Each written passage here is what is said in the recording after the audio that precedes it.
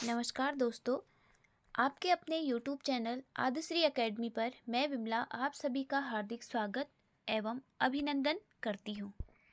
दोस्तों, आज तक हमने 8 भाग पढ़ लिए हैं।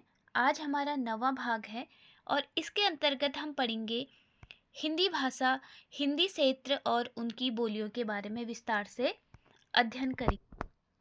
सर्वप्रथम हम बात करते हैं हिंदी भाषी मुख्य क्षेत्र कौन कौन से हैं।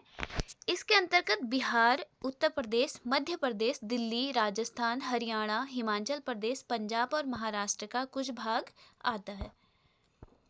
हिंदी भाषा का उपक्षेत्र अब इस प्रकार है, जैसे कर्नाटक हो गया, आंध्र प्रदेश के दक्षिणी भाषी क्षेत्र हो गया, कलकत्ता, शिलोंग, मुंबई व अहमदाबाद क्या है हिंदी भाषा के उपक्षेत्र के रूप में जाने जाते हैं। और भारतेतर से के जो उपक्षेत्र हैं, भारतेतर अर्थात भारत के इतर यानी कि भारत से हटकर भी जो जिन देशों में हिंदी बोली जाती है उन देशों में से प्रमुख है Mauritius, Fiji, Suriname, Trinidad, Nepal, दक्षिणी अफ्रीका, उज्बेकिस्तान, तजाकिस्तान की सीमा तथा अमेरिका आदि के हैं। भारत से इतर ऐसे देश हैं जहां हिंदी बोली जाती है। अब बात करते हैं हिंदी की उपभाषाएं एवं इसकी बोलियों के बारे में। तो दोस्तों, आप सभी लोग जानते हैं हिंदी की 5 उपभाषाएं हैं जिसके अंतर्गत 18 बोलियां आती हैं।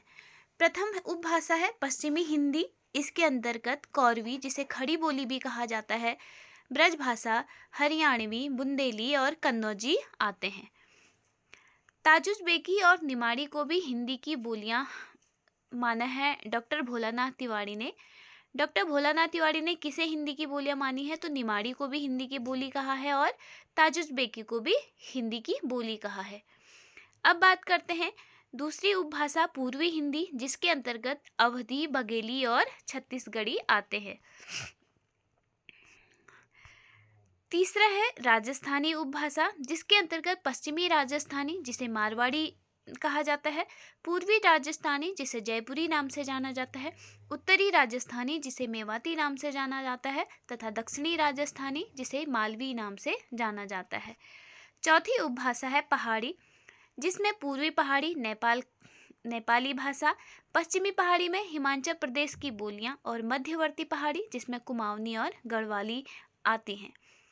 पांचवी उपभाषा है बिहारी, जिसमें भोजपुरी, मगही और मैथिली आते हैं। अब हम इन बोलियों को विस्तार से पढ़ेंगे। पहला है खड़ी बोली।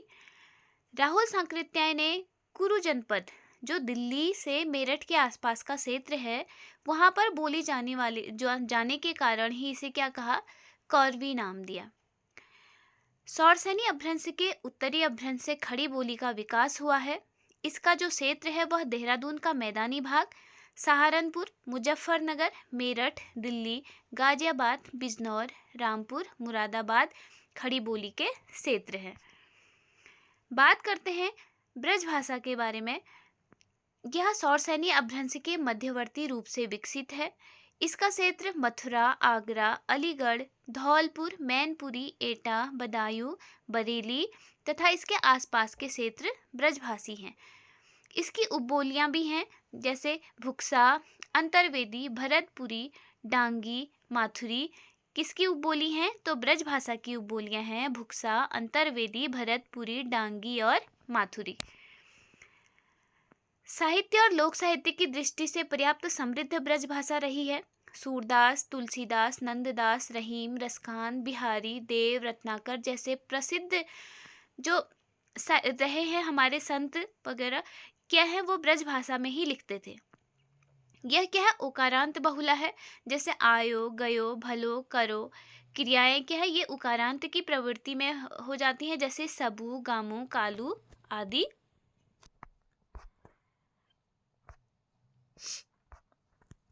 अब बात करते हैं हरियाणवी बोली के बारे में।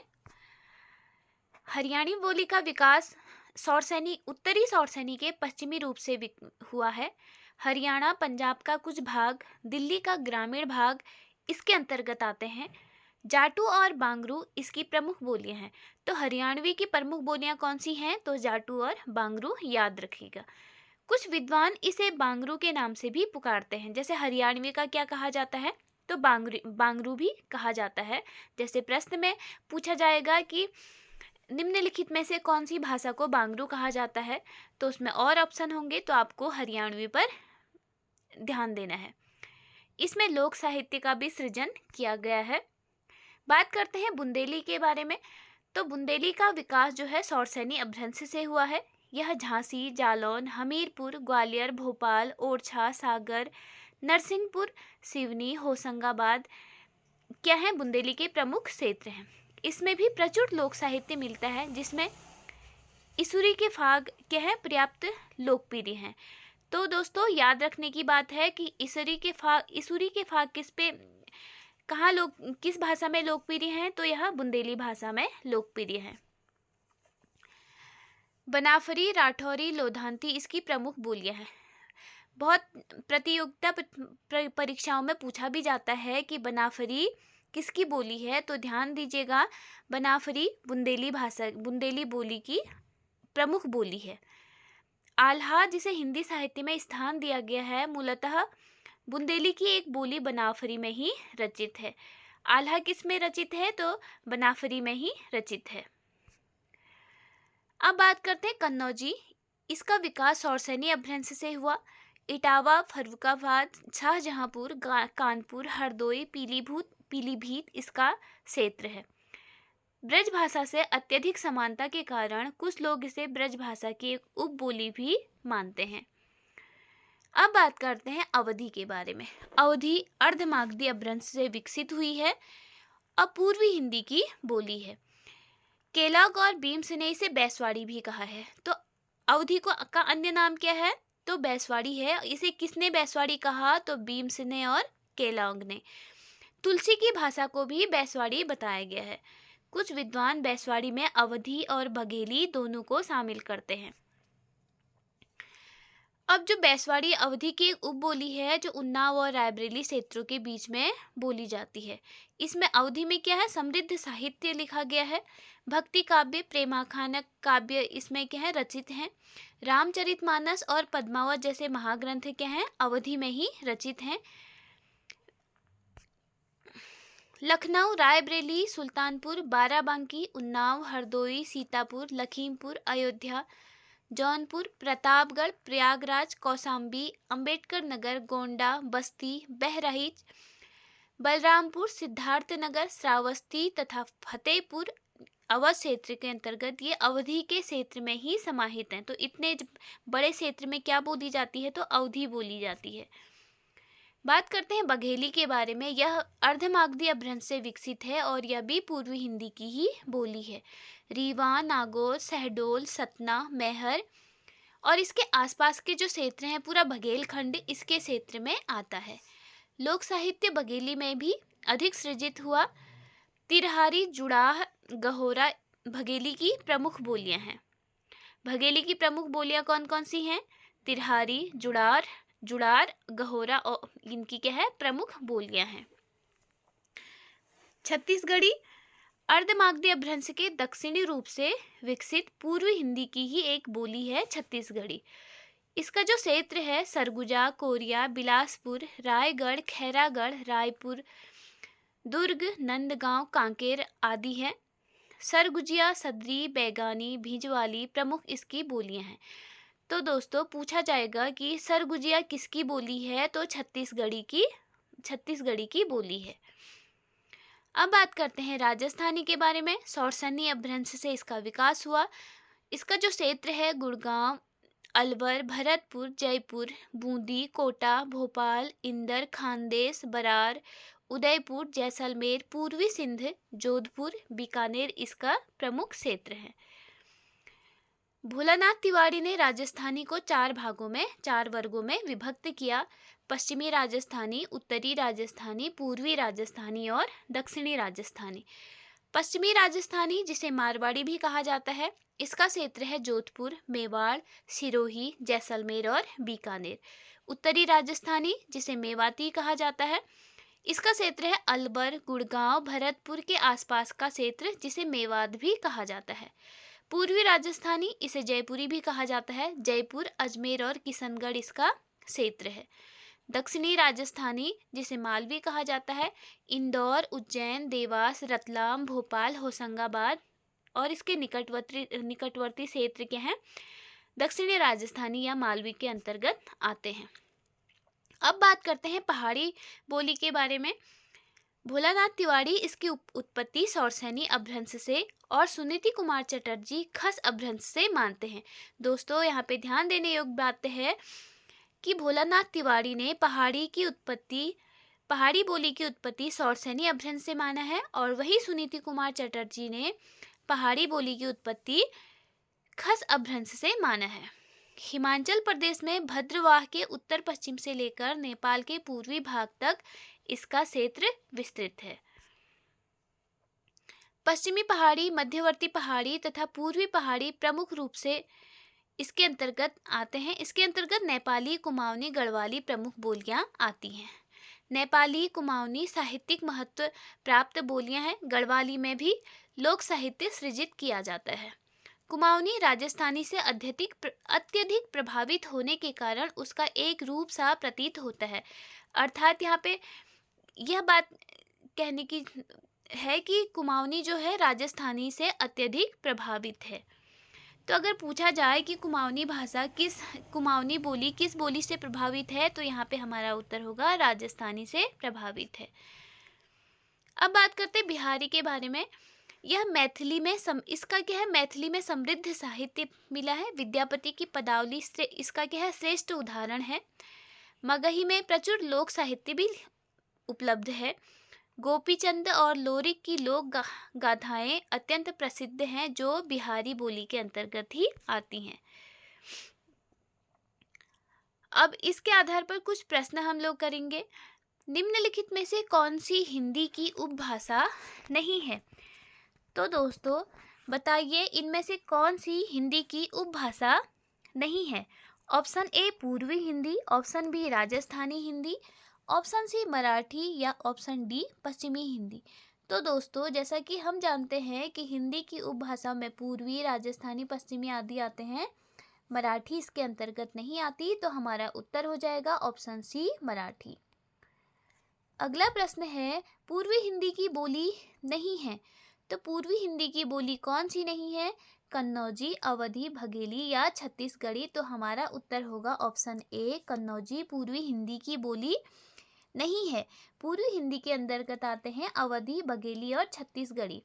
तो आप इसको जैसे ABC करके भी याद कर सकते हैं। अगला प्रश्न है, भोजपुरी, मगही, मैथिली किस उपभाषा की बोलियां हैं? तो दोस्तों हमारा पहला ऑप्शन है पहाड़ी, दूसरा है पूर्वी हिंदी, तीसरा है पश्चिमी हिंदी या डी बिहारी। भोजपुरी, मगही, मैथिली किस उपभाषा की बोलियां हैं? तो भोजपुरी, मगही, मैथिली बिहारी उपभाषा की बोलियां हैं। अगला प्रश्न है, निम्नलिखित में से किसे कौरवी के नाम से भी जाना जाता है? तो कौरवी के नाम से किसे जाना जाता है? ब्रजभाषा, खड़ी बोली, अवधी या हरियाणवी। तो हमारा ऑप्शन होगा बी, खड़ी बोली को कौरवी के नाम से भी जाना जाता है। अगला प्रश्न है, ब्रजभाषा का विकास अपभ्रंश के किस रूप से हुआ था? पहला है मागधी अपभ्रंश से, दूसरा अर्ध मागधी अपभ्रंश से, या सी सौरसैनी अपभ्रंश से, या डी पैसाची अपभ्रंश से। तो ब्रजभाषा का विकास सौरसैनी अपभ्रंश से हुआ था, इसलिए हमारा उत्तर होगा ऑप्शन सी सौरसैनी अपभ्रंश। अगला प्रश्न है, निम्नलिखित में से अर्धमागधी अपभ्रंश से विकसित बोली नहीं है। तो दोस्तों इनमें से कौन सी बोली अर्धमागधी अपभ्रंश से विकसित नहीं है? बुंदेली, अवधी, बघेली या छत्तीसगढ़ी। तो हमारा ऑप्शन होगा ए बुंदेली अर्धमागधी अपभ्रंश से विकसित बोली नहीं है। अगला प्रश्न है, किस बोली को कुछ विद्वानों ने बैसवाड़ी भी कहा है? किस बोली को बैसवाड़ी कहा गया है? हरियाणवी को, कन्नौजी को, अवधी को या ब्रज को। तो यहाँ पे हमारा उत्तर हो गया ऑप्शन सी। अवधी को क्या कहा जाता है? बैसवाड़ी भी कहा जाता है। तो किसने कहा बैसवाड़ी अवधी को? केलांग और बिम्स ने कहा। अगला प्रश्न है, ढूंढाड़ी राजस्थान के किस क्षेत्र की बोली है? किस क्षेत्र की बोली है? अलवर की, जयपुर की, जोधपुर की या बाड़मेर की? तो हमारा उत्तर हो गया ऑप्शन बी, ढूंढाड़ी जयपुर की, जयपुर क्षेत्र की बोली है। अगला प्रश्न है, सुनीति कुमार चटर्जी ने पहाड़ी बोलियों की उत्पत्ति अपभ्रंश से किस रूप से मानी है? तो बताइए दोस्तों, सुनीति कुमार चटर्जी ने पहाड़ी बोलियों की उत्पत्ति अपभ्रंश से किस रूप से मानी? कैकय से, टक से, ब्राचर से या खस से? तो हमारा उत्तर होगा ऑप्शन डी, सुनीति कुमार चटर्जी ने पहाड़ी बोलियों की उत्पत्ति खस अपभ्रंश से मानी है। हमारा उत्तर हो गया ऑप्शन डी, खस। अगला प्रश्न है, बिहारी की बोलियां किस अपभ्रंश से विकसित हुई है? तो दोस्तों बताइए, बिहारी की बोलियां किस अपभ्रंश से विकसित हुई हैं? तो हमारा उत्तर होगा, हमारा पहला ऑप्शन है ए मागधी, बी अर्धमागधी या सी सौरसेनी या डी पैसाची। तो बिहारी की बोली ऑप्शन ए मागधी अपभ्रंश से विकसित है। हमारा उत्तर हो गया ऑप्शन ए, मागधी से बिहारी की बोली विकसित हुई है। तो दोस्तों आज का यह सत्र हमारा समाप्त हुआ।